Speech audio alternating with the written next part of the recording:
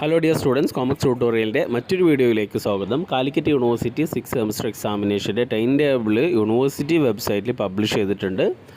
അപ്പോൾ ഈ 6th സെമ്മിൻ്റെ എക്സാം മാർച്ച് ഫസ്റ്റ് വീക്കിലൊക്കെ ആയിട്ട് തുടങ്ങുമെന്നാണ് പറഞ്ഞത്. എന്തായാലും ഇപ്പോൾ ടൈം ടേബിൾ വന്നപ്പോൾ മാർച്ച് 13-ാം തീയതിയാണ് എക്സാം ആരംഭിക്കുന്നത്. Time table for 6th semester B.Com BBA regular supplementary improvement examination April 2023 2019-20 അഡ്മിഷൻ്റെ ടൈം ടേബിളാണിത്.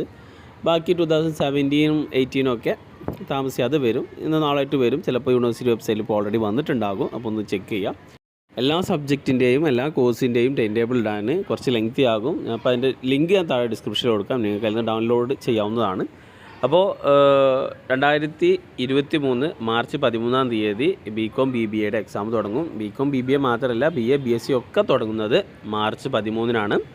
അപ്പോൾ B.Com BBAക്ക് മോർണിംഗിലാണ് 10 to 12:30 വരെയാണ് എക്സാം ഉള്ളത്. അത് 13-ാം തീയതി തുടങ്ങി മാർച്ച് 24-ാം തീയതി വരെയാണ് എക്സാം ഉണ്ടാവുക.